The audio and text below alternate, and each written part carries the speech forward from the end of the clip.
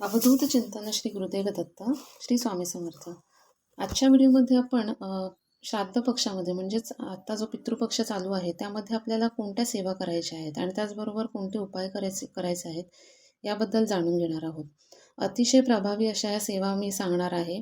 त्याआधी पितृदोष आपल्याला असू देत किंवा नसू देत, आपल्याला ह्या सेवा ज्या आहेत आणि हे जे उपाय आहेत ते करायचेच आहेत. त्याचप्रमाणे बऱ्याच जणांना असा गैरसमज असतो की आम्हाला प्रखर पितृदोष आहे आणि काही केलं तो कमी होत नाही. तर बघा, कोणताही पितृदोष असा नाही आहे जो ह्या सेवा केल्याने जाणार नाही. फक्त ह्या ज्या सेवा आहेत ना त्यामध्ये सातत्य असणं महत्त्वाचं आहे. आणि ह्या ज्या काही सेवा आम्ही सांगणार आहे त्या सेवा आपल्याला ह्या पितृपक्षामध्ये करायच्याच आहेत. पण जर तुम्ही ह्या वर्षभर केल्या तर कितीही प्रखर पितृदोष असू दे तुम्हाला, तो नक्कीच कमी होईल.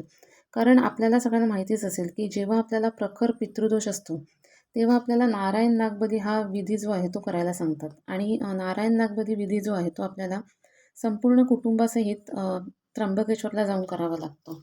आता संपूर्ण कुटुंबासहित त्र्यंबकेश्वरला जाणं, त्यासाठी लागणारा वेळ आणि पैसा हे सगळं एका वेळेला शक्य होईल असं नाही. आणि नारायण नागबली हा जो विधी आहे तो 3 वर्षापर्यंत, म्हणजे तुम्ही एकदा केलात की तो 3 वर्षापर्यंत असतो. पुन्हा 3 वर्षांनी तुम्हाला हा नारायण नागबली विधी करावाच लागतो. म्हणजे दर 3 वर्षांनी तुम्हाला नारायण नागबली करावं लागतं. पण तुम्ही जर ह्या ज्या सेवा आहेत यामध्ये जर सातत्य ठेवलं तर कितीही प्रखर पितृदोष असू देत किंवा ऋणमुक्ती असू देत. आता ऋणमुक्ती म्हणजे काय, तर भूतऋण, मनुष्य ऋण आणि देवऋण अशा प्रकारच्या अशा प्रकारचे हे जे ऋण आहेत ते फेडण्यासाठी आपला जन्म झालेला आहे. आणि ह्या ऋणातून आपल्याला सगळ्यांनाच मुक्ती हवी आहे. तर बघा, सगळ्यात आधी आपल्याला संक्षिप्त श्रीमद भागवत ग्रंथ हा ग्रंथ जो आहे तो आपल्याला देवासमोर बसून वाचायचा आहे. दक्षिण दिशेला वगैरे तोंड करायची काही गरज नाही. देवासमोर बसून आपल्याला मांडणी वगैरे करायची गरज नाही आहे. अगदी साधे नियम पण नाही आहेत. फक्त मांसाहार करायचा नाही आहे, ब्रह्मचर्याचं पालन करायचं आणि परान्न आपल्याला खायचं नाही आहे. त्याचबरोबर काळं वस्त्र घालून, म्हणजे काळं घालून आपल्याला ही सेवा जी आहे ती करायची नाही आहे.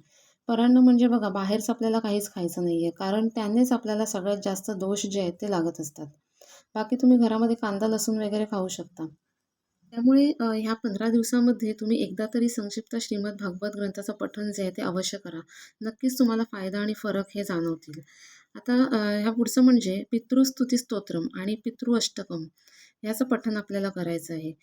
दोन्ही तुम्हाला पितृस्तुती स्तोत्रम तुम्हाला यूट्यूबवरती मिळून जाईल आणि पितृ अष्टकम जे आहे ते मी तुम्हाला ह्या व्हिडिओमध्येच पुढे देते, ते तुम्ही पाहू शकता. तर पितृस्तुती स्तोत्रम आणि पितृ अष्टकम कसं वाचायचं ह्याचे काही नियम आहेत ते मी तुम्हाला सांगते, ते व्यवस्थित तुम्ही ऐकून घ्या. बघा, सगळ्यात आधी आपल्याला देवाची सेवा करण्याआधी तुम्हाला ह्या पितरांची सेवा करायची आहे. म्हणजे दररोज 15 दिवस तुम्हाला ह्या सेवा ज्या आहेत त्या करायच्या आहेत. तर अंघोळ झाल्यानंतर घराच्या मध्यभागी, म्हणजे अंघोळ झाल्यानंतर पहिलं आपल्याला पितरांची सेवा करायची आणि त्यानंतर आपल्याला देवपूजा जी आहे ती करायची आहे. तर घराच्या मध्यभागी एक वस्त्र घ्यायचं आणि ते अंथरायचं. जसं देवासाठी, म्हणजे देवाची सेवा करण्यासाठी आपण जसं आसन घेऊन बसतो ना, तसंच आपल्याला पितरांच्या सेवेसाठी आसन घेऊन बसायचं आहे. म्हणजे तुम्ही संक्षिप्त श्रीमद भागवत ग्रंथाचं पठण करण्यासाठी देवाचं आसन जे असेल तुमच्याकडे ते तुम्ही घेऊ शकता. पण ही जी पितरांची सेवा आहे त्यासाठी तुम्हाला वेगळं आसन घ्यायचं आहे. म्हणजे एक छोटंसं वेगळं आसन घ्या आणि त्यावरती बसून आपल्याला पितृस्तुती स्तोत्र आणि पितृअष्टकम जे आहे ते बोलायचं आहे. आता हे आसन जेव्हा तुम्ही घालाल ते त्याच्यावरती बसताना तुम्ही दक्षिण दिशेला तोंड करून बसायचं आहे. आणि ही सेवा जी आहे ती करायची आहे. एक एकदा आपल्याला स्तुती स्तोत्रम आणि पितृअष्टकम हे बोलायचं आहे. हे झाल्यानंतर आपल्याला पितरांना प्रार्थना करायची आहे. आणि ही प्रार्थना करताना आपल्याला स्वतःसाठी काही मागायचं नाही आहे, तर आपल्या पितरांसाठीच आपल्याला मागायचं आहे. कारण बघा, ही जी आपण सेवा करत आहोत ती आपल्या पितरांसाठीच आपण समर्पित करत आहोत.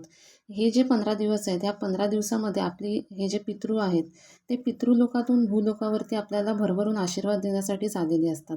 त्यामुळे ही जी सेवा आहे ती आपण त्यांना समर्पित करून प्रार्थना करायची आहे की माझे जे कोणी पितृ आहेत ते जिथे कुठे असतील त्यांना कोणताच त्रास होऊ देत नको आणि ते सुखात राहू देत.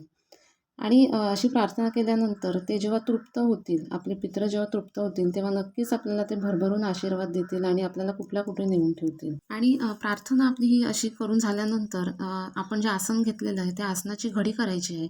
आणि हे आसन जे आहे ना, ते कोणाचाही स्पर्श होणार नाही अशा जागी आपल्याला ठेवायचं आहे. कारण ते पुन्हा 15 दिवस आपल्याला वापरायचं आहे. त्यामुळे अशा ठिकाणी आपल्याला ठेवायचं आहे जिथे कोणाचाही हात लागणार नाही. ठीक आहे. त्यानंतर आपले हातपाय धुवून आपण बोलायला मोकळे. कारण ही सेवा होईपर्यंत आपल्याला कोणाशीही बोलायचं नाही. अंघोळ झाल्यानंतर जेव्हा आपण ही सेवा करणार आहोत, सुरुवात करणार आहे, त्याच्या आधी आपल्याला कोणाशीही बोलायचं नाही आहे. सेवा झाल्यानंतर आपल्याला हातपाय धुवून तुम्ही बोलू शकता. आणि त्यानंतर तुम्ही देवाची सेवा जी आहे, म्हणजे तुमची देवपूजा वगैरे जी आहे ती तुम्ही करू शकता.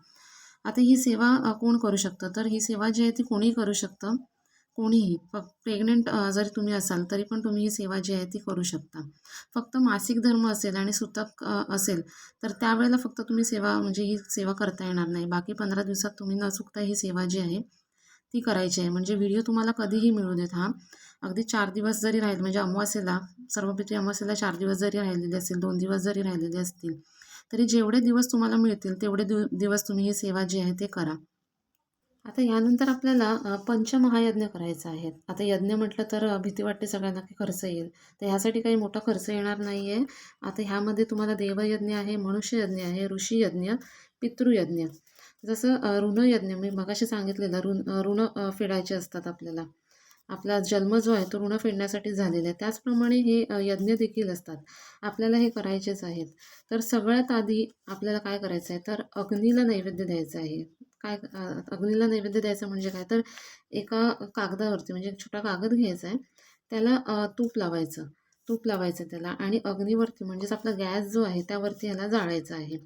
आता हा झाला आपला अग्नीचा यज्ञ. दुसरा म्हणजे आपल्याला आपण जे चपात्या करतो, किंवा तुम्ही चपात्या भाकरी काय करत असाल, किंवा घरात काही दुसरं बनवत असाल, तर ह्यातला एक घास जो आहे आपल्याला कावळ्यासाठी, आणि एक घास जो आहे आपल्याला गाईसाठी काढायचा आहे. म्हणजे चपाती असेल तर अर्धी किंवा पाव चपाती तुम्ही कावळ्यासाठी आणि गाईसाठी काढायची आहे. कावळ्यासाठी म्हणजे बघा, हा झाला आपला पितृयज्ञ, आणि गाईसाठी म्हणजेच आपला ऋषीयज्ञ जो आहे तो झाला. आता हे 3 यज्ञ आपले झाले. आता यापुढचा चौथा म्हणजे बघा, तुमच्या घरात जर कोणी लहान बाळ आलं, किंवा मग कोणी व्यक्ती आली, तर काही लहान बाळ आलं तर त्याला तुम्ही काही तुमच्या गोळ्या किंवा बिस्किटं वगैरे देऊ शकता. किंवा जर कोणी व्यक्ती आली तर त्याला तुम्ही चहा पाणी देऊ शकता. अशा प्रकारे हा चौथा यज्ञ. म्हणजे रोज तुमच्या घरी कोणी येईलच असं नाही. एखाद दुसरा दिवस तुमचा स्किप झाला काही हरकत नाही. जेव्हा पण तुमच्या घरी कोणी लहान मूल किंवा कोणी व्यक्ती येईल तर त्याच्यासाठी तुम्ही काहीतरी खायला नक्कीच देत जा. आता पाचवा यज्ञ म्हणजे मुंग्या. आता मुंग्या आपल्या घरात कुठेतरी आपल्याला दिसत असतं. मुंग्या काळ्या किंवा लाल असेल तर त्यांना साखर जी आहे ती द्या. किंवा मग चिमण्या आल्या तर चिमण्यांसाठी तुम्ही धान्य ठेवलात तर अतिउत्तम. आता हा हा झाला आपला पाचवा यज्ञ. आता हे बघा, हे यज्ञ जे आहेत त्यासाठी काही वेळ नाही लागणार तुम्हाला, किंवा पैसा पण जास्त खर्च होणार नाही. पण ही अत्यंत उत्तम अशी सेवा आहे, आणि आपल्याला ही 15 दिवस करायची आहे. जर तुम्ही ह्यामध्ये जर सातत्य ठेवलं, म्हणजे वर्षभर जर तुम्ही ही केलीत ना, तर आपल्याला जास्तीचा पैसा आणि वेळ खर्च करून नारायण नागबळी जो विधी आपल्याला त्र्यंबकेश्वरला जाऊन करावा लागतो, तो करायची गरज पडणार नाही. तर बघा, ह्या अत्यंत प्रभावी अशा सेवा आहेत, ज्या करण्यासाठी तुम्हाला अगदी 10 मिनिटंच लागतील. पण ह्या श्राद्ध पक्षामध्ये तुम्ही अगदी आवर्जून ह्या सेवा करा. कारण ह्या सेवा जर केल्या तुम्ही, तर तुमचा किती प्रखर पितृदोष असू देत, तो नक्कीच कमी होईल. ह्याचा अनुभव तुम्ही घ्याल आणि तुम्हाला ह्याचे चांगलेच अनुभव येतील. तर अशा प्रकारे ह्या ज्या सेवा आहेत त्या ह्या पितृपक्षामध्ये तुम्ही नक्की करा, आणि याचा चांगला अनुभव घ्या. व्हिडिओतील माहिती जर तुम्हाला आवडली असेल तर व्हिडिओला लाईक करा, आणि अशाच व्हिडिओजसाठी चॅनलला सबस्क्राईब देखील करा. धन्यवाद.